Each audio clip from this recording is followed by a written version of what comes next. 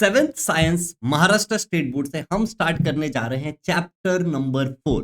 इस चैप्टर का नाम है nutrition in living organism. Learner, इससे पहले कि जो भी चैप्टर है, chapter number 1, chapter number 2 and chapter number 3, वो मैंने ऑलरेडी कवर कर लिया है। हमारे इसी यूट्यूब चैनल के प्लेलिस्ट वाले सेक्शन में आपको मिल जाएगा। पूरा का पूरा प्लेलिस्ट है, लिंक मैं डिस्क्रिप्शन में डाल देता हूँ हर एक वीडियो के, तो वहां से भी आप डायरेक्ट जा सकते हो। लर्नर्स, मुझे पता है कि हमारे जो स्टूडेंट्स होते हैं, जब ये चैप्टर को समझ लेता है तो उनको एक्सरसाइज का सॉल्यूशन लर्न करना पड़ता है इन क्लास 7 स्टैंडर्ड। तो पूरे का पूरे एक्सरसाइज का सॉल्यूशन भी हर एक चैप्टर का मैं जब चैप्टर पढ़ा रहा होता हूं तो उसी के डिस्क्रिप्शन में अगर आप चेक करेंगे तो हमारे वेबसाइट पर पूरा का पूरा सॉल्यूशन भी मैंने डाल दिया है। तो you can always go on the website और आप उसको चेक कर सकते हो, ठीक है ना। तो आपके लर्निंग में आपको बहुत ज्यादा हेल्प मिल जाएगी इससे। अब हम स्टार्ट करते हैं इस पर्टिकुलर चैप्टर से को, जो है कि nutrition in living organism. My name is Shivam Jha, an educator by choice, a certified memory coach, a creative learner and हाँ, तुम्हारा प्यारा भाई। लर्नर्स, मैं ना एक सिंपल से मिशन पे हूं कि मुझे लर्निंग को सुपर इजी बनाना है।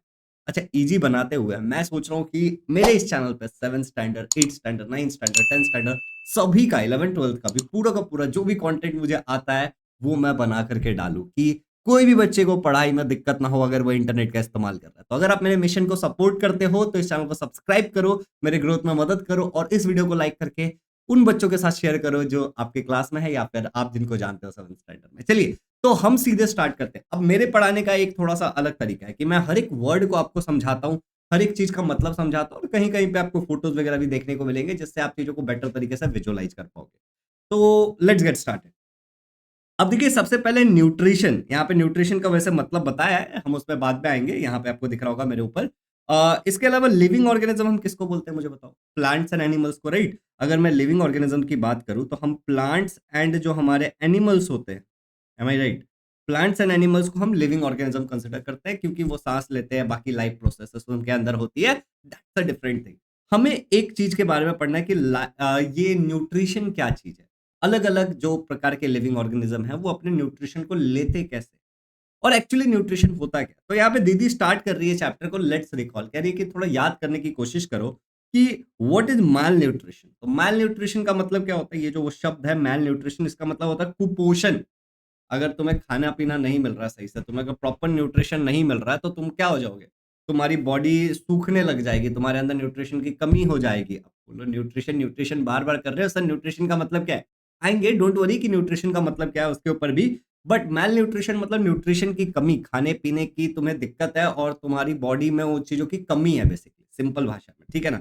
विच are the ways to prevent malnutrition. अब देखो, अगर तुम्हें खाने पीने की कमी है और अगर तुम्हें उसको प्रिवेंट करना तो ऑब्वियसली तुम्हें न्यूट्रिशन लेना पड़ेगा, तुम्हें अच्छा खाना खाना पड़ेगा, हेल्दी पौष्टिक खाना खाना पड़ेगा तुम्हें, जिससे तुम्हारा ये प्रॉब्लम सॉल्व होगा। ओके, अब यहाँ पे देखो, सबसे पहले हम न्यूट्रिशन का मतलब समझ लेते हैं कि हमें ज्यादा दिक्कत ना हो।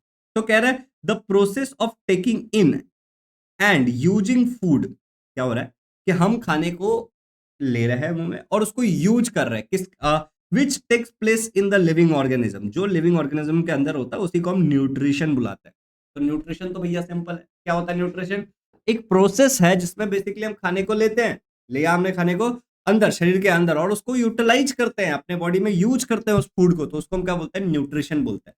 न्यूट्रिशन की जरूरत क्यों है? यहाँ पे बोला कि भाई साहब न्यूट्रिशन की जरूरत क्यों है? तो न्यूट्रिशन की जरूरत है हम लोगों को to supply the energy required for doing work. हम दिन भर में बहुत सारे काम करते हैं ना, ठीक है ना। तो वो सारे काम करने के लिए, इनफैक्ट हमारे बॉडी के अंदर जो लाइफ प्रोसेसेस चल रहे हैं, जैसे डाइजेशन, हम सोच रहे हैं, हमारी अंदर सर्कुलेटरी सिस्टम चल रहे हैं, उसके लिए भी क्या चाहिए? हमें न्यूट्रिशन चाहिए। उसके बाद ग्रोथ एंड डेवलपमेंट, तो हमारी जो बॉडी है उसका जो ग्रोथ और डेवलपमेंट हो रहा है उसके लिए भी हमें क्या चाहिए? न्यूट्रिशन चाहिए।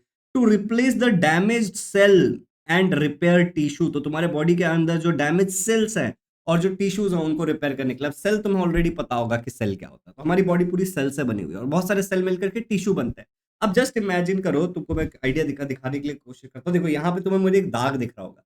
एक्चुअली हुआ क्या था कि मैं एक बार गाड़ी चलाते हुए एक्सीडेंट हो गया, तो मैं गिर गया, तो यहाँ पे छिल गया था। बट धीरे धीरे वो रिपेयर हुआ ना, वहां के सेल्स और टिश्यूज रिपेयर हुए, राइट, और अब वो सही हो चुका है। तो ये भी कैसे होता है? Due to nutrition. और जो हमारे शरीर के अंदर अलग अलग विभिन्न विभिन्न प्रकार की बीमारियां हो सकती है, उन बीमारियों से प्रोटेक्ट करने के लिए भी हमें न्यूट्रिशन चाहिए। तो अब तुम्हें यह समझ में आ गया कि न्यूट्रिशन क्या होता है और न्यूट्रिशन का इंपॉर्टेंस क्या है। तो अब एक्चुअली जो टेक्स्ट बुक में लिखा हुआ है वो वाला पार्ट हम पढ़ लेते हैं।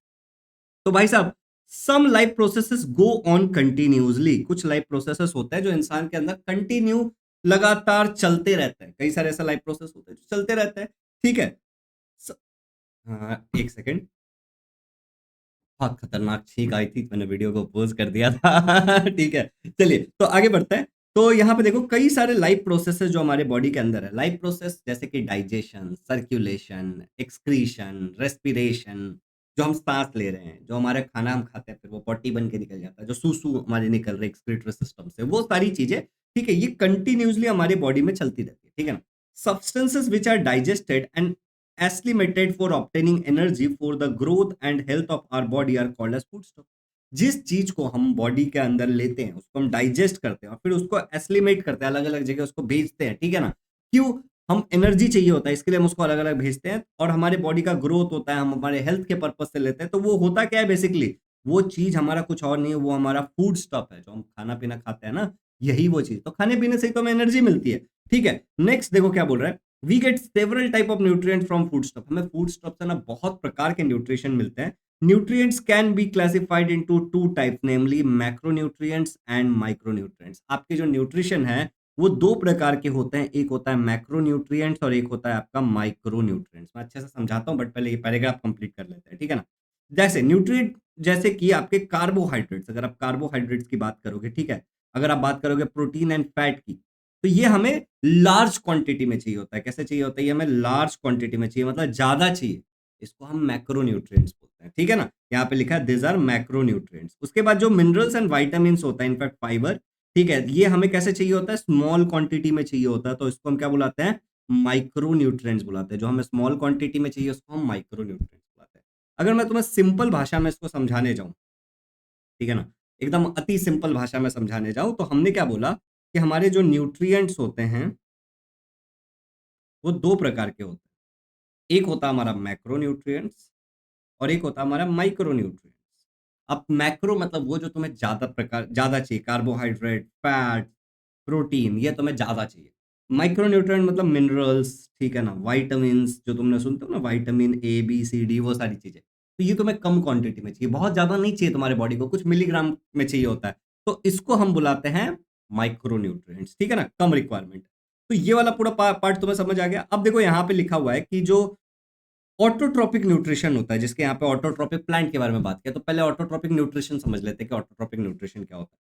तो autotrophic, some organism can produce their own food and thus nourish themself. कई सारे ऐसे ऑर्गेनिजम्स होते हैं जैसे कि बेसिकली प्लांट्स, यहाँ पे लिखा हुआ है, ठीक है ना, ग्रीन प्लांट्स, वो क्या कर सकते हैं? अपना खाना खुद प्रोड्यूस करते हैं। They can produce their own food, ये बात याद रखना, can produce their own food, ये अपना खाना खुद प्रोड्यूस कर सकते हैं। एंड थर्स नरिश देमसेल्फ, और अपना न्यूट्रिशन खुद कर सकते हैं। तो इसी को हम ऑटोट्रॉपिक बोलते हैं। ऑटो मतलब खुद से अपना न्यूट्रिशन करने वाले, ठीक है ना। हेटरोट्रॉपिक न्यूट्रिशन में क्या होता है कि किसी और पे हम डिपेंड करेंगे। तो some organism depend on other organism, जैसे कि प्लांट्स और animals, for their food, this is called as heterotrophic nutrition. अब जैसे एक इंसान है या फिर जैसे मान लो एक डियर है, भालू है, वो क्या करता है? बेसिकली दूसरी चीज पे डिपेंड करता है। किसके लिए डिपेंड करते हैं? अपने न्यूट्रिशन के लिए। तो ऐसे टाइम में हम जो न्यूट्रिशन का टाइप होता है उसको हम हेटरोट्रॉपिक न्यूट्रिशन बोलते हैं। तो अब तुम्हें बहुत अच्छे से क्लियर है कि न्यूट्रिशन क्या होता है, तुम्हें बहुत अच्छे से क्लियर है कि नीड क्या है न्यूट्रिशन की, और तुम्हें बहुत अच्छे से क्लियर है कि ऑटोट्रॉपिक न्यूट्रिशन क्या होता है और हेटरोट्रॉपिक न्यूट्रिशन क्या होता है। अब ये जो ऑटोट्रॉपिक न्यूट्रिशन है ये मोस्टली प्लांट में देखा जाता है, ठीक है ना, और कुछ फंगस में भी देखा जाता है। तो यहाँ पे हम देखते हैं एक टॉपिक जिसका नाम है ऑटोट्रॉपिक प्लांट्स। ओके, तो देखो यहाँ पे बोला है how do plants produce their food. प्रश्न पूछ रहे हैं कि एक प्लांट अपना खाना कैसे प्रिपेयर करता है, ठीक है। तो कह रहा है कि plants also need food for their growth. अब प्लांट भी तो लिविंग ऑर्गेनिज्म है ना, तो उनको भी अपने ग्रोथ के लिए क्या चाहिए होगा? फूड चाहिए होगा, ठीक है। They can produce their own food with the help of sunlight and chlorophyll. अब यहाँ पे बहुत ध्यान से देखना कि प्लांट अपना फूड प्रिपेयर करने के लिए सनलाइट और क्लोरोफिल का इस्तेमाल करता है। अब ये क्लोरोफिल क्या है? ये जो प्लांट है, ये जो तुम्हें ग्रीन कलर का तुम्हें दिख रहा है ना प्लांट, तो ये ग्रीन कलर का दिख रहा है due to some chemical pigments. कुछ कलर केमिकल है जो ग्रीन कलर के पिगमेंट्स है, मतलब ग्रीन कलर का कलर है, केमिकल है बेसिकली, जिसको हम क्लोरोफिल बुलाते हैं, ठीक है ना। Plants make their own food in their leaves. Plant अपने लीव्स में करती है using water and nutrients from the soil. अब जब ये प्लांट अपना फूड प्रिपेयर कर रही होती है तो इसको जो वाटर चाहिए होता है बेसिकली, ठीक है ना, तो ये जो वाटर है ये जमीन में से लेगी और कुछ मिनरल्स और सॉल्ट्स का भी इस्तेमाल करेगी वो यहाँ पे जमीन के अंदर जो कुछ मिनरल्स एंड सॉल्ट्स है उसका इस्तेमाल करेगी अपना फूड प्रिपेयर करने के लिए। और बाकी जो सनलाइट है यहाँ पे, ठीक है ना, सनलाइट और ये जो प्लांट के अंदर लीव्स के अंदर जो क्लोरोफिल है, ठीक है ना, तो उसका इस्तेमाल करके प्लांट अपने ग्रीन पार्ट के अंदर प्रिपेयर करेगी। तो प्लांट का ग्रीन पार्ट अगर स्टीम भी ग्रीन होगा तो वहां पे भी होगा, नॉर्मली पत्तों के अंदर होता है। चलिए आगे बढ़ते हैं। उसके बाद देखो, and carbon dioxide from the air, और ये करते हुए जब ये अपना फूड प्रिपेयर कर रही होती है तो इसको कार्बन डाइऑक्साइड भी चाहिए होता है, और ये कार्बन डाइऑक्साइड ये कहाँ से लेती है, एयर में से। और जब ये ऐसा करती है तो हम बोलते हैं कि फोटोसिंथेसिस कर रही है, इस प्रोसेस को हम बोलते हैं फोटोसिंथेसिस। अब देखो इस वर्ड को अगर हम थोड़ा सा ब्रेक करने की कोशिश करें तो हमें एक वर्ड दिखेगा इसमें फोटो, फोटो का मतलब होता है लाइट, और दूसरा हमें इसमें वर्ड दिखेगा सिंथेसिस, मतलब अपना खाना खुद बनाना। तो लाइट की मदद से अपना खाना खुद बनाना, इस प्रोसेस को हम फोटोसिंथेसिस कहते हैं। तो आई होप कि आपको ये पूरा डायग्राम भी समझ आ गया होगा कि इसमें हो क्या रहा है। और ये करते हुए plant oxygen as a by product देती है, जिस ऑक्सीजन को हम यूटिलाइज करते हैं, ठीक है ना। अब कोई तुम्हें ये बोले कि प्लांट्स ऑक्सीजन बिल्कुल नहीं यूज करते, तो प्लांट भी रेस्पिरेशन करती है। अभी जो प्रोसेस हमने पढ़ा उसका नाम है फोटोसिंथेसिस, हम प्लांट की रेस्पिरेशन को नहीं पढ़। ओके, अब यहाँ पे देखो एक बढ़िया सा एक रिएक्शन दिया है। तो इस रिएक्शन में बोला है कि कार्बन डाइऑक्साइड जो कि एटमॉस्फेयर से, ये वाला, ठीक है, पानी जो कि जमीन के अंदर से गया, ओके, और सनलाइट की मदद से, धूप की मदद से पत्तों के अंदर जो ग्रीन कलर का क्लोरोफिल है उसका भी इस्तेमाल करते हुए, ये एरो के ऊपर दिखा है। तो ये दो चीजें बाहर से मिली, जमीन के अंदर से पानी, हवा में से कार्बन डाइऑक्साइड, प्लांट ने बाहर से सनलाइट लिया, ठीक है, बिना सनलाइट के चीज नहीं होगा, और क्लोरोफिल प्लांट के अंदर था, ग्रीन प्लांट था, और उसने अपना खाना प्रिपेयर कर लिया जो कि है ग्लूकोज। ग्लूकोज का फॉर्मूला है C6H12O6। प्लीज एक बार याद रखिएगा इस फॉर्मूले को, C6H12O6, ये तुम्हारा ग्लूकोज का फॉर्मूला है, C6H12O6, it's a important formula. तो प्लांट ने अपना फूड प्रिपेयर किया और इसने साथ साथ ऑक्सीजन भी निकाला, ये ऑक्सीजन को हम यूटिलाइज करते हैं। अब इस रिएक्शन को बैलेंस करने के लिए यहाँ पे 6, यहाँ पे 6 और यहाँ पे 6 लिखा है, बाकी सब नॉर्मल है। तो बहुत ईजी रिएक्शन है, आपको ये बिल्कुल लर्न कर लेना है। ये एग्जाम में, वैसे तुम छोटे हो तो शायद तुमसे ना पूछे, लेकिन पूछने के चांसेस होते हैं, ठीक है ना। चलिए, अब ये पहला पेज आप लोगों को क्लियर हो गया एकदम अच्छे से, तो अब हम नेक्स्ट पेज पे मूव करते हैं। तो अगर हम नेक्स्ट पेज, मतलब कि पेज नंबर 27 की चीजों को अगर हम देखने जाते हैं तो हमें जो सबसे पहला लाइन देखने को मिलता है वो है कि plants convert light energy into chemical energy and store it in form of food. तो हमने अभी एक रिएक्शन देखा, उसमें हमें क्या समझ में आया कि जो हमारा प्लांट था वो बेसिकली कर क्या रहा था, वो जो लाइट एनर्जी था, जो धूप के अंदर की एनर्जी थी, फोटोसिंथेसिस, उसको उसने केमिकल एनर्जी ग्लूकोज के फॉर्म में कन्वर्ट किया, C6H12O6, और उसको वो स्टोर कर लेता है in form of food. Plant उसको स्टोर करके रखती है इन फॉर्म ऑफ फूड। अब ऐसा करते हुए water, minerals and salts are absorb by the roots from the soil. तो सॉइल के अंदर से, मतलब सॉइल के अंदर जो भी मिनरल्स है, जो वाटर है और जो सॉल्ट्स है, उसको रूट्स एब्जॉर्ब कर लेती है।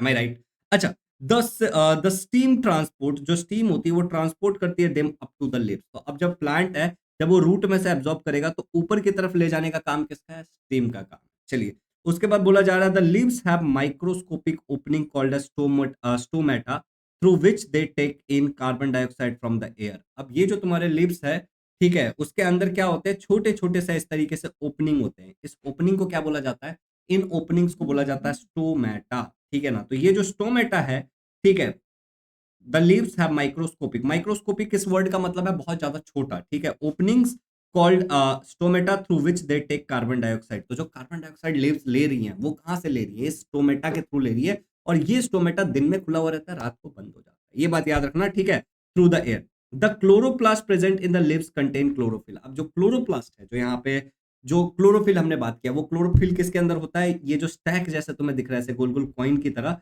इस चीज को हम क्लोरोप्लास्ट बोलते हैं, और इसी क्लोरोप्लास्ट के अंदर तुम्हारा क्लोरोफिल भरा हुआ है। प्लीज ये बात को याद रखिएगा। Moving further learners, which absorbs the sunlight helping convert carbon dioxide and water into food। अब यही क्लोरोफिल जो है वो सनलाइट को एब्जॉर्ब करने में मदद करता है, और यही क्लोरोफिल क्या करता है, कन्वर्ट कर देता है बेसिकली जो भी कार्बन डाइऑक्साइड और बाकी चीजें उनको फूड के अंदर। Okay, oxygen is given out in this process. तो इसी प्रोसेस में ऑक्सीजन निकलता है। ये पूरा पाथ हमने पीछे का डायग्राम देख के वैसे समझा था। Beside leaves, photosynthesis takes place in some other parts like green stem too as they contain chlorophyll. अब मैंने तुम्हें क्या बोला कि ना कि केवल तुम्हारे इस प्लांट के लीफ के अंदर, बल्कि हर वो पार्ट के अंदर जहां पे भी तुम मान के चलोगे तुम्हारा क्या है, ग्रीन कलर है प्लांट के अंदर, अगर वहां पे क्लोरोफिल है तो ये प्रोसेस वहां पे होगा। तो ये वाला पूरा पार्ट तुम्हें अगर क्लियर हो चुका है तो अब तो थोड़ा हमें देखना है ट्रांसपोर्ट सिस्टम इन प्लांट। अब ये पॉइंट देखने के पीछे का कारण क्या है? अब देखो, मान लो कि हमारे प्लांट ने क्या किया, थोड़ा सा पानी एब्जॉर्ब कर लिया, मिनरल सॉल्ट वगैरह एब्जॉर्ब कर लिया, अंदर खाना बना लिया। तब उस खाने को उसको हर एक जगह पे पहुंचाना है ना, खाने को एक ही जगह लेके तो नहीं बैठा रह सकता है। तो इसी पर्पज के लिए हम पढ़ते हैं ट्रांसपोर्ट सिस्टम इन प्लांट। तो अब ध्यान से देखो क्या लिखा है। Take a pumpkin stem having 2 to 3 leaves, cut it under water with a sharp blade, take some water in the conical flask and add 7 to 8 drops of ink in it. Water the pumpkin stem vertically, put the pumpkin stem vertically in the flask, observe the changes that takes place in it and discuss them in the classroom. अब देखो ये पूरा experiment में क्या बोला गया है। इस एक्सपेरिमेंट में बोला है कि तुम्हें क्या करना है, एक पंपकिन के पेड़ का स्टिम लेना और उसको ब्लेड से काट करके एक जगह पे रख देना है। और जिस भी फ्लास्क, जो कोनिकल फ्लास्क के अंदर, तुम कोनिकल फ्लास्क इस तरीके से कोन की तरह, ठीक है ना? तो इस कोनिकल फ्लास्क में जहां तुम रखोगे, उसके अंदर तुम्हें क्या करना है, उसमें थोड़ा सा इंक भी डाल देना है। तो अब पानी के साथ जब इंक है तो वो क्या करेगा, वो जो पंपकिन का स्टीम है वो पानी को अंदर से खींचेगा, तो उसके साथ वो इंक भी जाएगा और हमें कलर चेंज दिखेगा। तो इससे हमें समझ क्या आ रहा है कि बेसिकली पानी किस तरीके से ट्रांसपोर्ट हो रहा है एक पेड़ के अंदर। तो देखो यहाँ पे आगे लिखा हुआ है कि the transport system of plant, जो प्लांट का ट्रांसपोर्ट सिस्टम होता है वो कंसिस्ट करता है जाइलम एंड फ्लोएम का। डार्क कलर से लिखा हुआ है, क्या लिखा है कि जो ट्रांसपोर्ट सिस्टम होता है प्लांट का, उसके अंदर एक होता है जाइलम और एक होता है तुम्हारा फ्लोएम। ठीक है, the xylem transport the minerals and water. ये जो जाइलम होती है तुम्हारी, ये क्या करती है, मिनरल्स और वाटर को ट्रांसपोर्ट करती है रूट से एरियल पार्ट तक। एरियल रूट क्या है, जमीन के अंदर है। एरियल पार्ट मतलब प्लांट का हर वो पार्ट जो जमीन के बाहर है, ठीक है ना, to the aerial parts of the plant. और जो फ्लोएम होता है तुम्हारा, वो ट्रांसपोर्ट करता है ग्लूकोज, मतलब कि जो फूड है, वाटर को नहीं, फूड है, ठीक है, from the leaves to other parts of the plant. वो लीव से लेके बाकी पार्ट तक ट्रांसफर करता है, ठीक है। Where it is either consumed और store, though the plant have transport system, they do not have separate digestive और एक्सक्रीटरी सिस्टम। अब बेसिकली फ्लोएम के जहां जहां पे वो ट्रांसपोर्ट करता है, यहाँ पे वहां पे या तो ये यूटिलाइज हो जाता है या तो वो स्टोर होकर के रखता है किसी फॉर्म में, स्टार्च के फॉर्म में मोस्टली, ठीक है ना। तो अब देखो, प्लांट के पास अपना एक ट्रांसपोर्ट सिस्टम तो है, बट प्लांट के पास separate digestive and excretory system नहीं है। अब ये वाला पूरा पार्ट तुम्हें समझ पढ़ करके क्या समझ में आया कि हमारे पेड़ के अंदर दो चीजें होती हैं ट्रांसपोर्ट के लिए, एक होता है जाइलम, एक होता है फ्लोएम। जाइलम क्या करता है, खाना ट्रांसपोर्ट करता है चारों तरफ से, और सॉरी, जाइलम क्या करता है, वाटर ट्रांसपोर्ट करता है, वाटर एंड मिनरल ट्रांसपोर्ट करता है, वाटर एंड मिनरल्स को ट्रांसपोर्ट करता है। और जो तुम्हारा फ्लोएम होता है वो क्या ट्रांसपोर्ट करता है, वो बेसिकली तुम्हारे फूड को ट्रांसफर करता है हर एक जगह। Is it clear? चलो, तो अगर ये पूरी चीजें क्लियर हो गई तो यहाँ पे देखो क्या किया है, ये फोटो दिखाया तुम्हें कि मान लो ये स्टीम है, इसको यहाँ से ऐसे काट लिया, छोटा सा एक टुकड़ा लिया इसका काट करके, तो उसी को बोलते हैं सेक्शन ऑफ स्टीम। मतलब मान लो ये पेन है, इसको मैंने ऐसे काटा, एक डिस्क शेप निकाला बीच में से, तो इसको मैं बोलूंगा सेक्शन ऑफ दिस पेन, ठीक है। और यहाँ पे बोला जा रहा है कि देखो, एक तुम्हें ये वाला पार्ट दिख रहा है, यहाँ पे ब्लू वाला पार्ट है और यहाँ पे पिंक वाला पार्ट है, राइट, ये बाहर की तरफ। तो बोल रहा है कि ये जो ब्लू और पिंक वाला पार्ट है, ब्लू वाला तुम्हारा जाइलम है, जैसे यहाँ पे ब्लू वाला जो होगा जाइलम होगा, यहाँ पे पिंक वाला जो होगा फ्लोएम होगा, यहाँ पे ब्लू वाला क्या होगा, जाइलम होगा, और पिंक वाला क्या होगा, फ्लोएम होगा। तो ये बताने की कोशिश कर रहे हैं कि रूट के अंदर या फिर तुम्हारा स्टीम के अंदर भी होता है। तो ये तुम्हारा सेक्शन ऑफ स्टीम है, ये सेक्शन ऑफ रूट है और ये सेक्शन ऑफ लीफ है। अब पॉइंट क्या समझ में आ रहा है तुम्हें यहाँ पे? अगर तुमको मैं थोड़ा सा डिटेल में बताने जाऊं, तो जो पानी होता है, ठीक है ना, वो रूट से धीरे धीरे धीरे धीरे ऊपर की तरफ जाता है, ऊपर की तरफ जाता है, लीफ तक जाता है।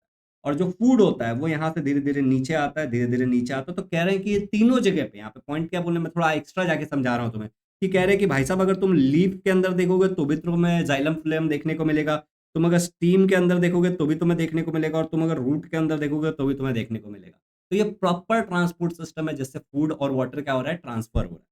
चलिए, अब यहाँ पे कह रहे हैं, भैया कह रहे हैं फाइंड आउट, तो इंटरनेट वगैरह का इस्तेमाल करके आपको इसकी फाइंड आउट करना है कि व्हाट इज केमोसिंथेसिस। तो ऐसे समय में कुछ नहीं करना होता है, जाके सिंपली आपको इंटरनेट पे टाइप करना है कि केमोसिंथेसिस क्या होता है, और आपको मिल जाएगा which plant produce their food bye chemosynthesis. कौन से ऐसे प्लांट होते हैं जो अपना फूड प्रिपेयर करते हैं with chemosynthesis.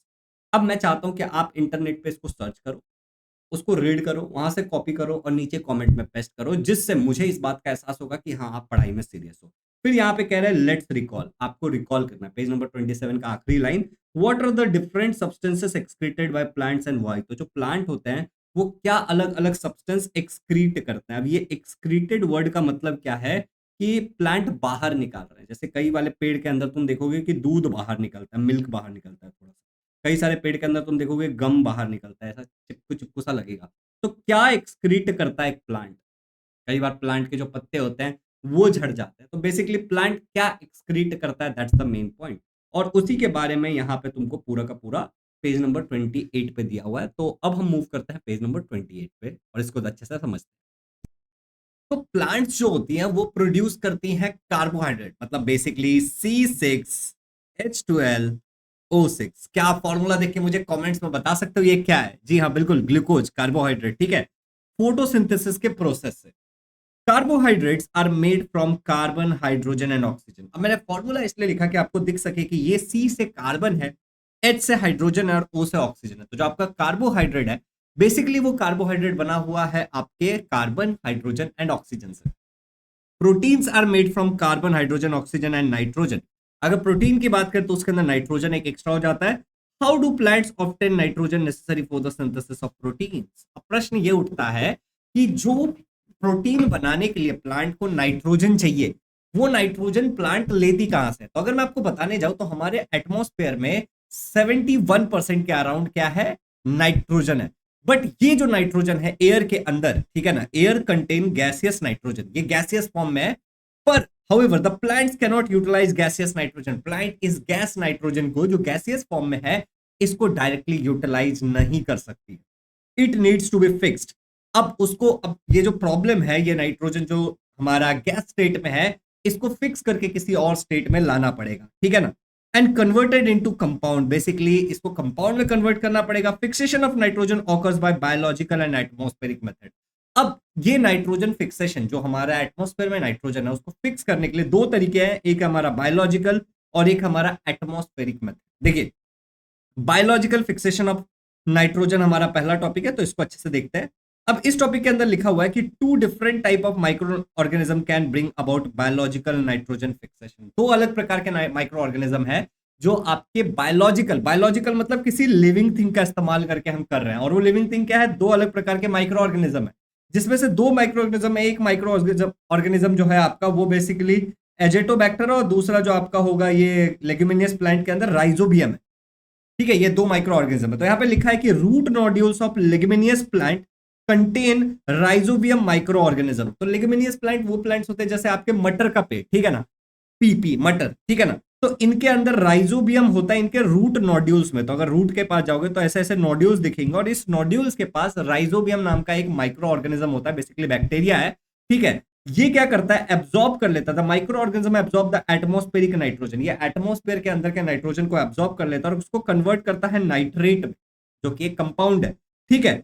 Micro organism like azotobacter are present in the soil. जैसे कि एजेटोबैक्टर एक माइक्रो ऑर्गेनिज्म है, वो कहां पे होता है? सॉइल के अंदर होता है। They also convert atmospheric nitrogen into nitrates. अब यहाँ पे देखिए, ये भी नाइट्रेट में कन्वर्ट कर रहा है और ये भी नाइट्रेट में कन्वर्ट कर रहा है। तो बेसिकली अब जो ये नाइट्रेट बन गया वो एक प्रकार का सॉल्ट है और अब प्लांट उसको वाटर के साथ एब्जॉर्ब कर लेगा और प्लांट के अंदर नाइट्रोजन आ जाएगा और उसी प्लांट को हम खाएंगे, अलग अलग जानवर खाएंगे तो उनके अंदर भी नाइट्रोजन आ जाएगा। वैसे इंसान भी डायरेक्टली जो नाइट्रोजन है उसको यूटिलाइज नहीं कर सकता, लेकिन इंसान के लिए जो प्रोटीन है वो बहुत ज्यादा इंपॉर्टेंट है और प्रोटीन बनने के लिए नाइट्रोजन इंपॉर्टेंट है। तो यहां पे अगला जो तुम्हें दिया हुआ है कि क्या तुम्हें पता है, डू यू नो? हम देखते हैं क्या लिखा हुआ है। तो बेसिकली यहां पे बात किया एटमॉस्फेरिक नाइट्रोजन फिक्सेशन के बारे में कि एटमॉस्फेयर में नाइट्रोजन फिक्सेशन कैसे होता है। तो तुमने लाइटनिंग के बारे में तो जरूर सुना होगा। लाइटनिंग मतलब थंडरिंग, ठीक है ना। Occur in the rainy season, तो बारिश के टाइम में ये होता है। This causes the atmosphere nitrogen and oxygen to react with each other. तो एटमॉस्फेयर में हमारे ऑक्सीजन भी है, नाइट्रोजन भी है और ये दोनों वहां पे क्या करते हैं? रिएक्ट करते हैं और बनता है nitric oxide NO, which is again oxidize to form nitrogen dioxide. ये फिर ऑक्सीजन के साथ रिएक्ट करता है और ये नाइट्रोजन डाइऑक्साइड बनाता है। The nitrogen dioxide dissolve in rain water and converted into nitric acid HNO3। अब ये जो नाइट्रोजन डाइऑक्साइड है ये पानी के अंदर डिसॉल्व हो जाता है रेन वाटर के अंदर और बेसिकली नाइट्रिक एसिड के फॉर्म में नीचे गिरता है, which gets added to the soil. अब ये सॉइल के अंदर ऐड हो गया है along with the rain water. Plant use this nitrogen for their growth, और इसी के अंदर जो ये नाइट्रोजन है प्लांट इसको यूटिलाइज करती है। तो ये तुम्हारा एटमॉस्फेरिक फिक्सेशन है। अगर सिंपल शब्दों में हम इसको समझने जाए तो बेसिकली हुआ क्या कि जो एटमॉस्फेयर में नाइट्रोजन ऑक्सीजन के साथ रिएक्ट हुआ, फिर NO बना और NO फिर से रिएक्ट हुआ किसके साथ? ऑक्सीजन के साथ, और NO2 बना और ये NO2 वाटर के साथ रिएक्ट करके HNO3 बन गया बेसिकली, यस, नाइट्रिक एसिड। और ये HNO3 पानी के साथ जमीन पे गिरा और रेन वाटर के साथ जमीन पे एब्जॉर्ब हो गया और उसको प्लांट ने यूज किया अपने प्रोटीन बनाने के लिए वहां से नाइट्रोजन का इस्तेमाल किया। आई होप कि यहां तक आपको चीजें एकदम क्रिस्टल क्लियर हो गई होंगी और आपको सारी चीजें समझ आ गई होगी। अब हमारे इसी पेज पे, पेज नंबर 21 पे एक चीज और लिखा है विच इज सिम्बायोटिक न्यूट्रिशन। अब बेसिकली सिम्बोइसिस का मतलब होता है एक प्लांट दूसरे प्लांट पे डिपेंडेंट है और दोनों एक दूसरे पे डिपेंडेंट है, मतलब दोनों एक म्यूचुअल रिलेशनशिप में है। तो देखो यहाँ पे क्या लिखा है, इन सम केसेस टू और more different type of plants live together. दो या दो से ज्यादा प्रकार के पेड़ एक दूसरे के साथ रहते हैं, fulfil there needs of nutrition, और एक दूसरे के न्यूट्रिशन की नीड को फुलफिल करते हैं, एक दूसरे को प्रोटेक्शन देते हैं, एक दूसरे को सपोर्ट देते हैं, विच ईच अदर्स हेल्प, और एक दूसरे के साथ ग्रो करते हैं। This type of nutrition is called as symbiotic nutrition, जो में जिसमें दोनों का एक दूसरे से फायदा है। ठीक है, जैसे कि कुछ फंगी होते हैं, फंगस बेसिकली, वो ग्रो करते हैं रूट्स पे सम अदर प्लांट्स के, और वहां से वो न्यूट्रिशन लेते हैं। These plants supply nutrients to the fungi and in return fungi supply minerals and water to the plant। और फंगी भी क्या करता है, हमारा जो फंजाई होता है वो भी वाटर और मिनरल्स देता है इन पेड़ को रिटर्न में। ठीक है ना। अच्छा, the fungi provides water and minerals as well as shelter to the algae, in return the algae provide food to the fungi. अब ये जो फंगी है वो एल्गे को शेल्टर देता है और एल्गे उसके रिटर्न में उसको फूड देता है। लाइशन, ठीक है ना, is an example of symbiosis between algae and fungi. तो यहाँ पे बेसिकली एक लाइकेन नाम का एग्जांपल दिया हुआ है जिससे आप क्या बनाते हो, बेसिकली लिटमस पेपर बनाते हो। ठीक है ना, इसी से हम लिटमस पेपर बनाते हैं, और ये लिटमस पेपर के बारे में हम आने वाले टाइम में पढ़ेंगे। एसिड बेस इंडिकेटर है, हमें बताता है कि चीज एसिडिक है या बेसिक है। चलिए, तो अगर आपको पेज नंबर 28 भी एकदम अच्छे से क्लियर हो गया है, तो अब हम आ जाएंगे 29 नंबर के पेज पे, जहां पे हमें पढ़ना है रिलेटेड टू हेट्रोट्रॉपिक प्लांट्स। अब तुम बोलोगे सर ये नॉनवेज खाने वाले कौन से प्लांट है, तो जी हाँ, बिल्कुल ऐसे भी कुछ पेड़ होते हैं जो फोटोसिंथेसिस तो कर ही लेते हैं, लेकिन साथ साथ, समझ गया ना तुम। चलो, तो आगे देखते हैं heterotrophic plants. Heterotrophic plants do not contain chlorophyll, mostly ये पेड़ के पास क्लोरोफिल नहीं होता है। ठीक है ना। How do the heterotrophic plants live, तो अब ये फोटोसिंथेसिस तो होगा नहीं क्योंकि इनके पास क्लोरोफिल नहीं है। From where do they get food, इनको खाना किधर से मिलता है। Have you ever seen a yellow wire like leafless climber plant growing on a big tree. क्या तुमने कभी देखा है एक येलो कलर का, अब यहाँ पे तुम्हें फोटो कहीं है नहीं, मैं यहाँ पे एडिटिंग में लगा दूंगा एक फोटो कि तुम देख पाओ। ठीक है, व्हाट इज द नेम, इसका नाम क्या है। द प्लांट, बेसिकली अलग अलग पेड़ होते हैं बेसिकली जो दूसरे पेड़ पे इस तरीके से ग्रो करते हैं, और उसके अंदर उनके जो, जैसे मान लो एक मच्छर आया मुझे काटा तो मेरे खून निकाल लिया ना, उसी तरीके से उनके जो अंदर बेसिकली शक्कर होता है वो दूसरे पेड़ के अंदर घुस जाते हैं, और वो शक्कर से वो वहां से न्यूट्रिशन एब्सॉर्ब करते हैं। कुल मिला के टॉपिक है, देखो अब यहाँ पे हैव यू सीन येलो, ये हो गया हमारा। The plant that grow on body of other plants to obtain food is called as parasitic plant, for example Loranthus and Cuscuta. ठीक है, तो ये पेड़ को हम पैरासाइटिक प्लांट बोलते हैं जो दूसरे पेड़ के ऊपर ग्रो करता है और वहां से अपना न्यूट्रिशन लेते हैं। ठीक है, एग्जांपल यहां पे दिया हुआ है, due to the absence of chlorophyll Cuscuta is completely depend on the host plant. अब होस्ट प्लांट क्या है, जिसके ऊपर, जैसे मैं होस्ट हूं, मच्छर मुझे काट के चला गया, ठीक है ना, तो मच्छर पैरासाइट। तो ये जो पैरासाइटिक पेड़ होते हैं जैसे कि कुस्कुटा, ठीक है ना, ये पूरी तरीके से अपने होस्ट पे डिपेंड होते हैं न्यूट्रिशन के लिए। Hence it is said to be completely parasitic plant, इसीलिए इसको हम कंप्लीटली पैरासाइटिक प्लांट बुलाते हैं। You must have notice Loranthus that grow on the tree, आपने कभी देखा होगा, मैं फोटो लगा दूंगा तो आप बेसिकली देख पाओगे। अब यहाँ पे देखो यूज योर ब्रेन पावर करके बोला है, which part of the Loranthus plant carries out photosynthesis. अब जो भी बेसिकली जो ग्रीन कलर का पार्ट होगा वही तो फोटोसिंथेसिस कर पाएगा, बाकी तो नहीं कर पाएंगे। ठीक है, from where do they obtain minerals and water, उनको मिनरल्स और वाटर मिलता है कहां से, इसलिए जो दूसरा होस्ट प्लांट है उससे मिलेगा, या फिर उनके पास रूट तो होंगे ही ना। Why is Loanthus is known as partially parasitic plant? इसको partially parasitic क्यों बोलते हैं, क्योंकि इसके पास कुछ ग्रीन पार्ट भी होता है जिसके थ्रू ये क्या कर लेते हैं, बेसिकली अपना क्या कर पाएंगे, फोटोसिंथेसिस कर पाएंगे, और रूट्स वगैरह से भी अपना कुछ मिनरल्स ले पाएंगे। चलिए, अब अगला टॉपिक है हमारा इंसेक्टिवोरस प्लांट। अब कुछ ऐसे प्लांट होते हैं जो इंसेक्ट्स को खा जाते हैं, इंसेक्ट से अपना न्यूट्रिशन लेते हैं, इसको हम इंसेक्टिवोरस प्लांट बोलते हैं। यहाँ पे डोरसेरा का एग्जांपल दिया हुआ है, हम देखते हैं अच्छे से। We have seen some plants feed upon insects to obtain nutrition। हमने ऐसा कहीं देखा है कि कुछ ऐसे भी पेड़ होते हैं जो कुछ इंसेक्ट्स वगैरह पे डिपेंड करते हैं, किसके लिए, अपने न्यूट्रिएंट्स के लिए। ठीक है ना। This insectivorous plant generally grow in soil और water deficient in nitrogen compound. ये पेड़ उन जगहों पे आपको पाए जाएंगे जहां पे जनरली वाटर की डिफिशियंटी, नाइट्रोजन कंपाउंड्स नहीं है। ठीक है, ग्रो इन सॉइल और water deficient in nitrogen compound, ऐसे सॉइल या वाटर पे ग्रो कर रहा है जहां पे नाइट्रोजन कंपाउंड की कमी है, तो ये नाइट्रोजन कहां से लेंगे, दूसरे जानवर को खा करके। ठीक है ना। This plant, the plant of the body Drosera has a flower like appearance, ये फूल जैसा दिखेगा। It grows close to the ground, ये जमीन पे काफी नजदीक उगता है। Its leaves are attractively pink and red in colour with hairs at the margin. Hairs होता है मार्जिन पे, आपको फूल पे दिख रहा होगा थोड़ा हेयर जैसा, ठीक है ना। तो ये हेयर जैसे होता है, बहुत खूबसूरत पेड़ होता है बेसिकली, इसकी अच्छी अपीयरेंस होती है, देखने में अच्छा लगता है। It grows close to the ground, ठीक है। Droplets of a sticky substance found at the tips of the hairs attract insect. अब यहाँ पे इनके जो हेयर्स के जो टिप है वहां पे एक ड्रॉपलेट होता है स्टिकी सब्सटेंस का, जो चिपकू होता है, चिपकता है बेसिकली, और वो इंसेक्ट को अट्रैक्ट करता है। तो इसको जॉनस बर्मन ने आइडेंटिफाई किया था, बर्मन, ठीक है, इन श्रीलंका इन 1737। Hence this plant is named after him, तो उनके ऊपर इस प्लांट का नाम दिया गया। बेसिकली जब इंसेक्ट इसके ऊपर जाएगा ना, तो फिर इंसेक्ट को ये धीरे धीरे धीरे धीरे धीरे डिकम्पोज करके खा जाएगी, उसको यूटिलाइज कर लेगी, ठीक है। चलिए, अब यहाँ पे अगला दिखाओ क्या लिखा हुआ है। How does a pitcher plant feed on insects even though it produce food by photosynthesis. Pitcher plant जो होता है वो इस तरीके से उसमें इंसेक्ट जाती है और वो बंद हो जाता है। So photo here, okay.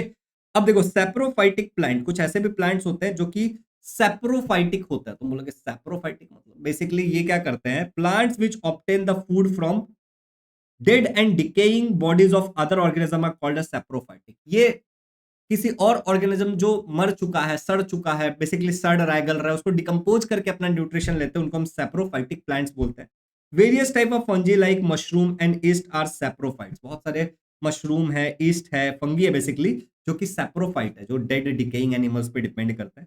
Fungi secrete digestive enzymes on the dead remains and digest break dead remains to digest और break down the carbon compound they contain. The resulting solution is absorbed to obtain nutrients. तो basically ये क्या करते हैं, कुछ digestive enzyme, कुछ fungi उसके ऊपर गिराते हैं, जिससे उनके अंदर जो कार्बन कंपाउंड्स है वो ब्रेक डाउन हो जाता है, और वहां से जो निकलता है उसको एज ए न्यूट्रिशन ये अपना एब्जॉर्ब कर लेते हैं। So learner, this was all about page number 29। अब हम मूव करेंगे to page number 30। I hope यहाँ तक आपको सारी चीजें क्लियर होंगी। तो अगर हम बात करते हैं ऑन पेज नंबर 30 हमें क्या देखना है, तो सबसे पहले हमारे पेज नंबर 30 पे हमें एक चीज समझना है कि अब हम प्लांट्स से कंप्लीट हो चुका है हमारा, अब हम एनिमल्स के ऊपर मूव करेंगे, जिसमें एनिमल्स के बारे में हमें होलोजोइक और थोड़े से और दैट्स इट, 2 पन्ने बचे हुए। अब यहाँ पे अगर आप देखोगे तो एक ऑलवेज रिमेंबर पॉइंट से शुरू हुआ है। अब ये ऑलवेज रिमेंबर में क्या मेंशन किया है कि food gets spoiled due to some fungi and some fungi also called disease and illness, while some fungi are have medicinal properties.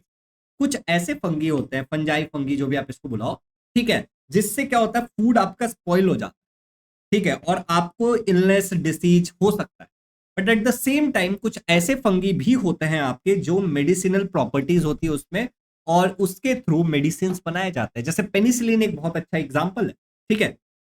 अच्छा, yeast and some other mushroom are useful. Yeast का इस्तेमाल किया जाता है baking के लिए, बहुत सारी चीजों को फर्मेंटेशन के लिए, ठीक है। और मशरूम हम खाते भी, और अलग अलग प्रकार के मशरूम होते हैं, बहुत यूजफुल होता है।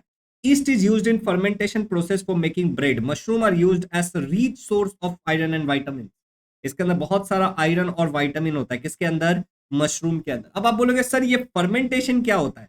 बेसिकली फर्मेंटेशन एक प्रोसेस है जिससे हम अलग अलग प्रकार की चीजें बनाती है, बायोलॉजिकल ब्रेकडाउन होता है इसमें, ठीक है।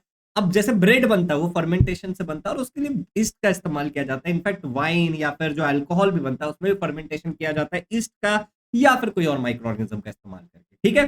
तो बेसिकली हम ईस्ट का भी यूज कर सकते हैं।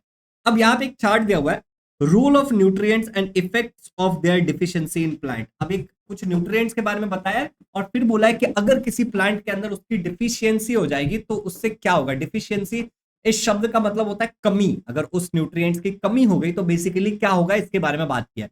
तो देखो बोला पहले नाइट्रोजन एक इंपॉर्टेंट कंपोनेंट है प्रोटीन के लिए, क्लोरोफिल एंड साइटोप्लाज्म के लिए, ठीक है। रिटार्डेड और स्टंट ग्रोथ, एक तो स्लो ग्रोथ होगा या फिर बहुत कम ग्रोथ होगा, ठीक है, और लीव्स येलो हो जाएंगे।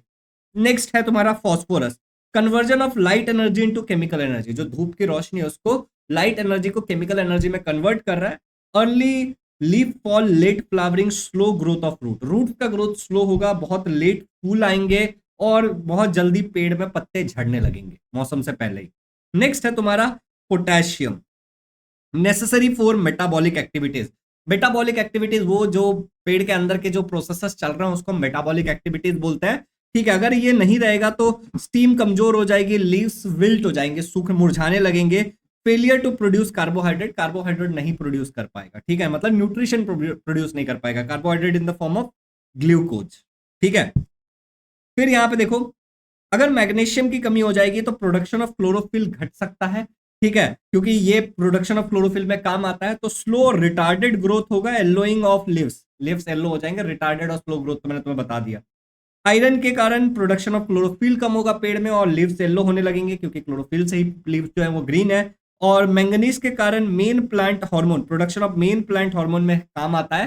तो ऑक्सिन, गिबरेलिन, साइटोकिनिन्स करके कुछ हार्मोन्स होते हैं, वो प्रोडक्शन में काम आएगा। तो रिटार्डेड ग्रोथ हो जाएगा और लीव्स के ऊपर स्पॉट्स दिखेंगे, आपको स्पॉटेड लीव्स दिखेंगे। जिंक जो है production of hormones and their intermediates, मतलब हार्मोन्स और उसके जो और भी चीजें होती है जो हार्मोन बनने में हेल्प करती है, उसकी प्रोडक्शन में काम आता है। इससे भी रिटार्डेड ग्रोथ और येलोइंग ऑफ लीफ हो। तो ये चार्ट को आप एक बार लर्न करने की कोशिश करना है, हालांकि ये चार्ट है बहुत स्लो, क्योंकि मोस्ट ऑफ द चीजों में सेम चीज है, तो आप लिख सकते हो एग्जाम में। अब आपको न्यूट्रिशन इन एनिमल्स पढ़ना है कि एनिमल्स के अंदर न्यूट्रिशन किस तरीके से होता है। चलिए तो देखते हैं। The concept refers to the body needs of the nutrients, mode of ingesting food and it use in body। अब देखो, तुम जो खाना किस तरीके से कोई जानवर अंदर लेता है, कोई एनिमल या फिर कोई इंसान किस तरीके से खाने को अंदर ले रहा है और अल्टीमेटली उसको किस तरीके से यूटिलाइज कर रहा है, उसको हम न्यूट्रिशन इन एनिमल्स बोलते हैं। ओके, अब यहां पे बोला let's recall what are the various nutrients in food. Food के अंदर क्या क्या होता है, macro nutrients, micro nutrients. Macro वाले कौन से थे, जो ज्यादा क्वांटिटी में होता है, कार्बोहाइड्रेट, प्रोटीन, फैट। और माइक्रो वाले कौन से थे, मिनरल्स एंड विटामिन, ठीक है। For what purpose are this nutrients use, किस न्यूट्रिएंट्स का क्या पर्पस होता है। तो जो बेसिकली जो आपके कार्बोहाइड्रेट्स होते हैं वो आपको एनर्जी देते हैं, प्रोटीन्स आपके बॉडी के बिल्डिंग ब्लॉक है, फैट भी आपको क्या देता है, रिजर्व फॉर्म ऑफ एनर्जी है बेसिकली, ठीक है। चलिए, तो nutrients are necessary for various activities of the body and are obtained from the food. हमारे बॉडी में न्यूट्रिएंट्स का बहुत ज्यादा इंपॉर्टेंट है। हमने पेज नंबर 1 पे भी पढ़ा था कि हमारे, देखो यहाँ पे जो हमारा पहला पेज था इसमें हमने पढ़ा था need of nutrition. Energy supply करता है, ग्रोथ एंड डेवलपमेंट में हेल्प करता है, डैमेज सेल और टिश्यू को रिपेयर करता है, डिसीज से लड़ता है, राइट। ये सारी चीजें हमने पहले ही पेज पे पढ़ा था। अब यहाँ पे देखो क्या लिखा हुआ है, ठीक है। तो आप इसका आंसर जो है ना, फॉर व्हाट पर्पस, किस पर्पस से न्यूट्रिएंट्स यूज होता है, तो उसके लिए वो भी आप लिख सकते हो, ठीक है। चलिए, अब यहां पे देखते हैं। तो न्यूट्रिशन बहुत जरूरी है और हमें कहां से मिलता है, फूड से मिलता है, ठीक है।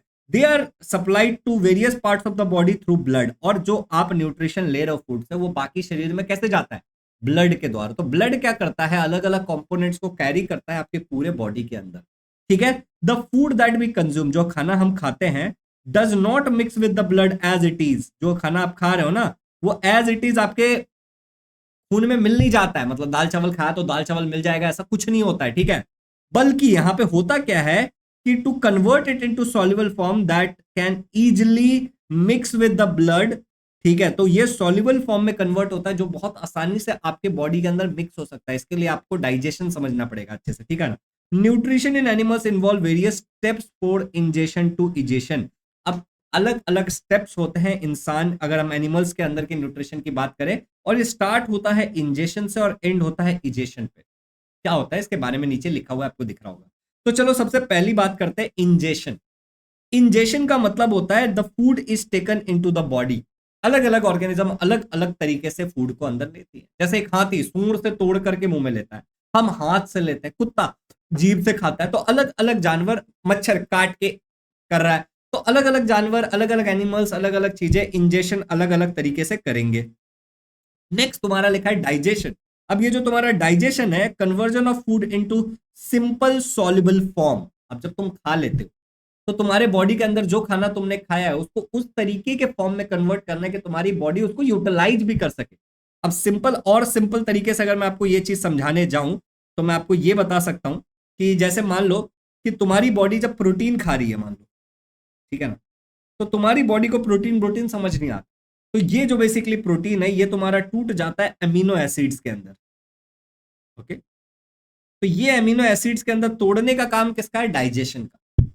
तो बोलोगे सर अगर मैं सर अगर फैट खा रहा हूं तो, जैसे मान लो कि प्रोटीन मतलब तुमने मान लो तुमने एग खा लिया या तुमने दाल खा लिया या फिर कोई भी प्रोटीन का सोर्स खा लिया। अब अगर कोई भी चीज तुम ऑयली खा रहे हो, चाहे तुम घी वगैरह खा रहे हो या कोई भी चीज जिसके अंदर फैट है, तो तुम्हारे बॉडी के अंदर एक एसिड बनता है जिसको बोलते हैं फैटी एसिड, और साथ ही साथ थोड़ा सा अल्कोहल भी बनता है, ओके। तो ये ब्रेक डाउन हो जाता है। अब ये चीज तुम्हारी बॉडी को समझ में आएगा, ये एब्जॉर्ब कर सकती है। तो बोलोगे सर अगर मैं मान लो रोटी खा रहा हूं सर, तो रोटी का क्या होगा? तो रोटी बेसिकली तुम्हारा हो गया कार्बोहाइड्रेट्स। ठीक है, ये जो तुम्हारा कार्बोहाइड्रेट है, ये तुम्हारी बॉडी के अंदर बेसिकली ग्लूकोज देगा। समझ आ रहा है? अलग अलग प्रकार के ग्लूकोज हो सकता है, फ्रुक्टोज हो सकता है, सुरकोज हो सकता है कार्बोहाइड्रेट में। तो ये बेसिकली तुम्हें देगा अल्टीमेटली ग्लूकोज। तो आई होप कि यहां तक क्लियर हो गया। तो सॉल्युबल फॉर्म में बेसिकली हमने क्या कर दिया, उसको कन्वर्ट कर लिया डाइजेशन के प्रोसेस में। चलो ठीक है। Absorption, transfer of soluble food to the blood. अब तुम्हारा ब्लड का काम है अलग अलग जगह लेके जाना। तो एब्जॉर्प्शन में क्या होगा, तुम्हारे इंटेस्टाइन के अंदर विली नाम का पार्ट होता है जो क्या करता है, एब्जॉर्ब कर लेगा और उस जो सॉल्युबल फॉर्म है बेसिकली। ठीक है, और एस्लिमेशन, सही जगह पे ठिकाने लगाना। तो यहां पे क्या होता है, utilization of the absorb food by cells and tissue. तुम्हारे सेल्स और टिश्यू क्या करती है, उसका यूटिलाइजेशन करती है। किसके लिए? एनर्जी प्रोडक्शन के लिए, ग्रोथ एंड रिपेयर के लिए। तो जो भी हमने नीड ऑफ न्यूट्रिशन पढ़ा था, वो सारी चीजें एस्क्रीमेशन वाले पार्ट में होती है। Got it? और लास्टली होता है egestion, removal of the waste product. जो भी तुम्हारे बॉडी के अंदर वेस्ट रह गया है ये प्रोसेस में, ठीक है, या फिर जो तुम्हारा अनडाइजेस्टेड फूड है, वो क्या होता है, बाहर निकल जाता है। कैसे बाहर निकलता है तुम सबको पता ही होगा। ठीक है, चलिए, तो यहां तक क्लियर हो गया। अब देखो यहां पे वही बोला है कि एक काऊ कैसे खाता है, एक फ्रॉग कैसे खाता है। तो एक काऊ कैसे खाता है, एक फ्रॉग कैसे खाता है वो बेसिकली पकड़ लेता है अपने शिकार को चलिए, तो यहां तक अगर क्लियर है, तब type of nutrition in animals, जो हमारा नेक्स्ट पॉइंट है, that is type of nutrition in animals. तो एक एनिमल्स के अंदर कितने प्रकार के न्यूट्रिशन होते हैं। पहला हमें दिया हुआ है होलोजोइक न्यूट्रिशन। देखो पहला वाला होलोजोइक है। उसके बाद अगर तुम नेक्स्ट पेज पे जाओगे, तो होलोजोइक के बाद दिया है सेप्रोजोइक न्यूट्रिशन, और तीसरा दिया है पैरासाइटिक न्यूट्रिशन। अब तुम्हें ये देखने से लगेगा, और खत्म हो जाता है चैप्टर, ठीक है ना। तुम्हें देखने से लगेगा कि सर हम पेज नंबर हम आ गए 31 पे। तो तुम्हें देखने से लगेगा कि सर ये तो हमने प्लांट्स में पढ़ा, अब हम वही चीज एनिमल्स में पढ़, प्लांट्स में हमने पढ़ लिया है पीछे, अब एनिमल्स के अंदर वही चीज हमें पढ़ करके देखना है। तो देखो क्या लिखा है यहाँ पे, how does the injection occur in unicellular animal like amoeba. सबसे पहले यूनिसेलुलर का मतलब होता है सिंगल सेल से बना हुआ। अमीबा एक प्राणी का नाम है जो सिंगल सेल का है, जिसका फोटो तुम्हें ऊपर यहाँ पे दिख रहा है। ओके, तो अब ये अमीबा बेसिकली तुम्हें ये देखो डायग्राम दिया हुआ है पूरा। अब ये डायग्राम को हम अच्छे से देखते हैं। ये अमीबा है। ओके, यहाँ पे अमीबा को फूड दिखा, तो अमीबा ने उस फूड को अपने अंदर ले लिया। ये जो अमीबा का पार्ट होता है, इस पार्ट को बोलते हैं सीडोपोडिया। ठीक है ना। तो ये सीडोपोडिया से अमीबा ने क्या किया, अपने फूड को अंदर लिया। अंदर लेकर के जब उसने सारी चीजों को एब्जॉर्ब कर लिया, जो अनडाइजेस्टेड फूड पार्टिकल था उसको बाहर छोड़ दिया, और अमीबा ने खाना निपटा दिया। अब देखो यहाँ पे होलोजोइक न्यूट्रिशन में क्या हो रहा है, amoeba does not have organs like hands and mouth. Amoeba के पास हाथ पैर ये सब नहीं होता।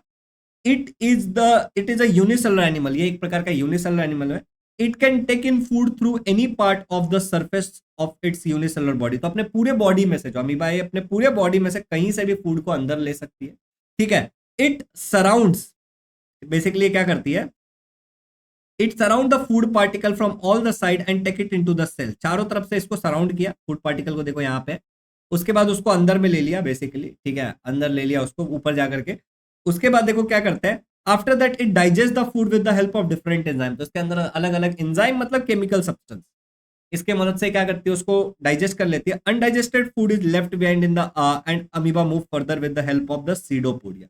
तो अनडाइजेस्टेड फूड को छोड़ देती है, और जो अमीबा का जो ये ऐसा बॉर्डर है, बॉर्डर इसको सीडोपोडिया बोलते हैं, इसके मदद से अमीबा आगे बढ़ जाती है। ठीक है, इन यूनिसेलुलर, सीडो मतलब होता है फॉल्स, पोडिया मतलब होता है लेग्स, तो फॉल्स लेग्स। ठीक है, in unicellular animals like amoeba, euglena, paramecium, तो कुछ यूनिसेलुलर ऑर्गेनिज्म का नाम दिया है। All the step of nutrition occur within their unicellular body. तो सारा जो डाइजेशन, इजेशन, एब्जॉर्प्शन, एस्लिमेशन, ये सब एक ही सेल के अंदर हो जाता है। Got it? चलिए, insect have mouth parts for injection of food. कई सारे इंसेक्ट के पास माउथ में कुछ पार्ट होते हैं जिससे वो लेती है। For example insect like cockroach and grass hopper which nibble have jaw like mouth part.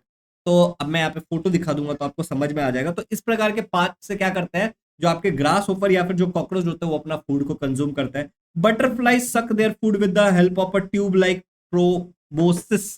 तो बटरफ्लाई के पास एक ट्यूब जैसा पार्ट होता है जिसको प्रोबोसिस बोलते हैं, और उसके मदद से वो अपने न्यूट्रिशन को सक करती है प्लांट में से। Mosquitoes and bed bug use needle like mouth part to pierce tube like mouth part to suck blood और अदर फ्लूइड्स। तो बेसिकली जो मॉस्किटो है या ठीक है जो बेड बग्स है उनके पास एक निडल जैसा पार्ट होता है जिसकी मदद से वो अपने न्यूट्रिशन को सक करते हैं ब्लड में से या फिर किसी भी फ्लूइड में से। ये जो भी चीजें अगर मैं यहाँ पे फोटो लगाऊंगा तो आपको चीजें थोड़ी ज्यादा क्लियर होंगी, आप इमेजिन कर पाओगे। ठीक है, अब देखो यहाँ पे दिया है ऑब्जर्व एंड डिस्कस। कह रही है कह रहा है हाउ कह रही है कह रहा है how will you classify the following animals according to their body type. अब ये एनिमल्स को देखो और इनको बॉडी टाइप के हिसाब से आप क्लासिफाई करो। Animals with different food habits, ये अलग अलग जानवर अलग अलग प्रकार के खाना खाते हैं, अलग अलग प्रकार के जगह पे रहते हैं, तो आपको ये क्लासिफाई करने की कोशिश करनी है। ठीक है, best on their food type की किस प्रकार का फूड खाते हैं। जैसे यहाँ पे तुम्हें ग्रास ऊपर दिख रहा है, ये जीभ से इंसेक्ट को खा रहा है, ये फ्रूट को खा रहा है, ये किसी जानवर को खाएगा। इंसान तो जानवर को भी खा जाता है, पेड़ पौधों को भी खा जाता है। डियर घास को खाएगी, ये क्या करेगा दूसरे जानवर को खाएगा। ये सड़े गले मरे हुए चीजों पे डिपेंड करती है, वल्चर है बेसिकली। तो इसी चीज के बारे में ना अब हमें यहाँ पे पढ़ना है, समझ रहे हो, यही सब चीजों के बारे में हमें पढ़ना है। तो देखो यहाँ पे जो पैराग्राफ था उसमें क्या लिखा हुआ है, according to the type of food animals can be classified as. हम 3 प्रकार 4 प्रकार में एनिमल्स, 5 प्रकार एक्चुअली हम एनिमल्स को क्लासिफाई कर सकते हैं। सबसे पहला होता है हमारा हार्बीवोर्स। हार्बीवोर वो जो पेड़ पौधे खा रहा है। ओके, तो यहाँ पे देखो herbivore use plant directly as their food, ये डायरेक्टली प्लांट को खाते हैं। Animals are grazing animals, granivorous seed eaters, frugivorous fruit eaters. तो ये घास खाता है, सीड्स खाता है और फ्रूट्स खाता है। हार्बीवोरस क्लियर है, तो कार्निवोरस की तरफ मूव करते हैं। Carnivorous animals depend on other animals for their food are carnivorous. अब ये वो एनिमल्स होता है जो दूसरे एनिमल्स पे बेसिकली डिपेंड होता है अपने फूड के लिए। Carnivorous are indirectly dependent on the plant for food. ये इनडायरेक्टली प्लांट पे कैसे डिपेंड हुआ है, हम ये बात को थोड़ा सा समझने की कोशिश करते हैं। ये एक पेड़ है, मान लो इस पेड़ को किसने खाया, डियर ने खाया। डियर बड़ा हुआ और डियर को मान लो एक लायन ने खा लिया। लायन ने इनडायरेक्ट, डियर ने इसको खाया, लायन ने इसको खाया, मतलब इनडायरेक्टली ये इसको खा रहा है ना, न्यूट्रिशन तो यहीं से आ रहा है इनडायरेक्टली। ठीक है, तो यहाँ पे वही लिखा हुआ है कि भाई साहब इनडायरेक्टली ये डिपेंड करते हैं किसके ऊपर, प्लांट्स के लिए, इनके फूड के लिए भी। एग्जाम्पल ऐसे एनिमल्स का है जैसे कि predictors, animals that feed on herbivores, जैसे कि शेर, चीता, ये सब। ठीक है, animals that feed on insect, जो इंसेक्ट्स को खाते हैं उनको इंसेक्टिवोरस बोलते हैं, और जो हार्बीवोरस को खाते हैं उनको प्रिडेटर्स बोलते हैं, जैसे शेर, चीता, टाइगर भी। ओके, अच्छा नेक्स्ट है हमारा ओमनीवोरस। अब ये वो होते हैं जो प्लांट को भी खा लेते हैं, एनिमल्स को भी खा लेते हैं, जैसे हम इंसान।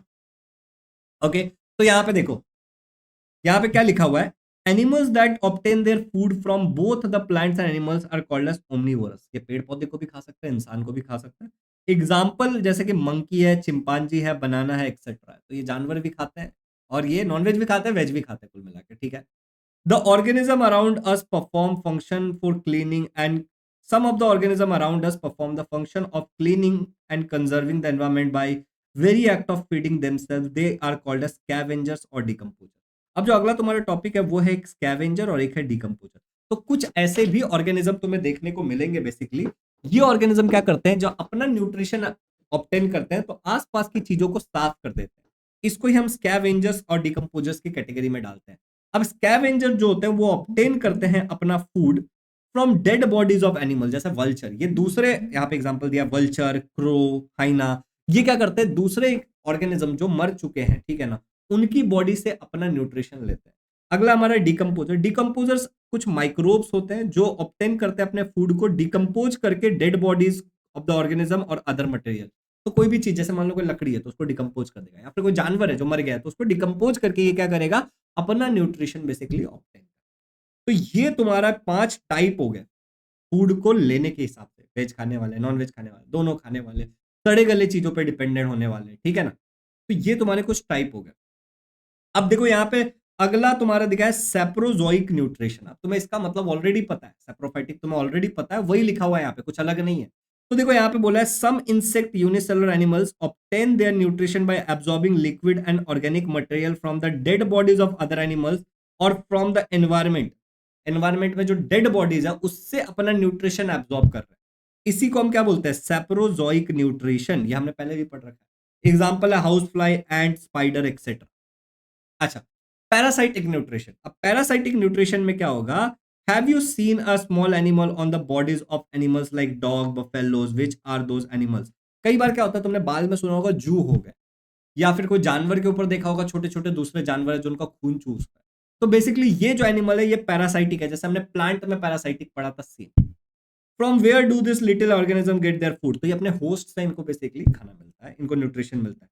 तो यहाँ पे एक और सवाल पूछा है, from where do the worms in the intestine obtain their food, तो हमारे इंटेस्टाइन में जो वर्म्स है उनको हमसे ही उनको फूड मिल रहा है इनडायरेक्टली, ठीक है ना। तो वो पैरासाइटिक न्यूट्रिशन के फॉर्म में आ गया। अच्छा देखो, सम एनिमल्स डिपेंड, अब यहाँ पे देखो क्या लिखा, some animals depend on the other animals for their food, they obtain their food from animals on whom they are dependent, तो बेसिकली किसी और ऑर्गेनिज्म से इनको फूड मिलता है और ये इनको वहीं से न्यूट्रिशन मिलता है जिस ऑर्गेनिज्म के ऊपर है। जैसे एक जू जो होती है बाल के अंदर जो हो जाती है, उसको न्यूट्रिशन मेरे ही अंदर से मिल रहा है, या फिर अगर मान लो मेरे बॉडी के ऊपर कोई दूसरा पैरासाइटिक एनिमल आ गया, कोई भी, जैसा बेड बग हो गया, टिक हो, कुछ भी, मतलब तो उसको यहीं से मिल रहा है बेसिकली, समझ रहे हो, खटमल जिसको बोलते हैं। तो उसको जिस पे वो जिस लकड़ी पे है वहीं से उसको न्यूट्रिशन मिल रहा है। इसी को हम पैरासाइटिक न्यूट्रिशन बोलते हैं, जो हमने प्लांट में ऑलरेडी डिस्कस किया, तो कोई रॉकेट साइंस नहीं है हमारे लिए। चलिए नेक्स्ट देखते हैं, नेक्स्ट लाइन में क्या लिखा है, some animals live on the body surface of the other animals and obtain their food by sucking their blood, ये कैसे, कई सारे एनिमल्स ऐसे होते हैं जो दूसरे एनिमल के बॉडी पे रहते हैं और उनके ब्लड को ही सक करके अपना न्यूट्रिशन लेते हैं। These are called as endo parasitic nutrition and such animals are called as endo parasite, ecto parasite, sorry ecto parasitic nutrition, इसको इक्टो पैरासाइट बोलते हैं, जो बाहर से ले रहे हैं। ओके, ये तुम्हारे बॉडी के ऊपर है, अंदर में नहीं है, इक्टोपैरासाइट, ठीक है ना। अच्छा दूसरा देखो, तुम्हारे यहाँ पे लिखा हुआ है, फॉर एग्जाम्पल यहाँ पे लिखा है बेड बग टिक, मतलब वही बाल के अंदर जो जू हो जाती है वो। अब देखो अगला लिखा है, animals like tape worm and round worm live inside the body of the other animals and obtain their food, कई सारे एनिमल, जैसे कि यहाँ पे एग्जांपल के लिए मेरे पीछे लिखा है, देखो टेप वर्म, ठीक है, ये ये टेप वर्म ठीक है। और ये टेप वर्म और राउंड वर्म्स ये इंसान के बॉडी के अंदर रहता है और वहां से इनको न्यूट्रिशन मिलता है, तो इसको हम इंडो पैरासाइटिक न्यूट्रिशन बोलेंगे। इंडो पैरासाइटिक मतलब अंदर रह रहे, इंडो मतलब अंदर, एक तो मतलब बाहर। And this animals are known as endo parasite, इनको हम इंडो पैरासाइट बोलते हैं। तो आई होप कि यहाँ तक क्लियर हो गया। पूरा एक्सरसाइज जो तुम्हारा है, ये पूरा एक्सरसाइज का सॉल्यूशन मैंने मेरे वेबसाइट के ऊपर ऑलरेडी तुम्हें दे दिया है, तो तुम इस लिंक का इस्तेमाल करके जो डिस्क्रिप्शन में दिया है यहाँ पे जाकर के सारे आंसर देख सकते हो, लर्न कर सकते हो। और लर्नर्स, ये पूरे चैप्टर को हमने कंप्लीट कर लिया है एक ही वीडियो के अंदर। अब अगले लेक्चर के अंदर हम फूड सेफ्टी वाले इस चैप्टर को कंप्लीट करने की कोशिश करेंगे, और कोशिश करेंगे कि हम एक ही लेक्चर में इसको कंप्लीट करें। मैंने ऐसा पहले भी बहुत बार पढ़ा है, ठीक है, या फिर अगर होगा नहीं एक लेक्चर में, अगर नहीं हो पाएगा, हो जाएगा बस एक लेक्चर में, तो हम 2 लेक्चर में करेंगे। बट द पॉइंट इज कि मैंने आपको क्या बोला कि I am on a mission, मैं एक सिंपल से मिशन पे हूँ कि मेरे इस चैनल पे मुझे सारा कंटेंट डालना है और डिटेल में टेक्स्ट बुक को रीड कर करके पढ़ा के डाल। तो thank you so much for watching this. अगर आप मेरे मिशन में मेरे साथ हो तो इस वीडियो को लाइक करके शेयर करना है। एंड हमारे एप्लीकेशन पे यही वीडियोस आपको बिल्कुल ऐड के बिना आप देख सकते हो, तो एप्लीकेशन का लिंक डिस्क्रिप्शन में रहेगा, वहां से जाकर के आप ज्वाइन कर सकते हो। 500 रुपीज का है, उसका भी लिंक मैं नीचे डाल दूंगा। तो बेसिकली बिना ऐड के, कोई भी ऐड आपको देखना नहीं पड़ेगा, यही सारे वीडियोस हैं, बिना ऐड के आप देख सकते हो।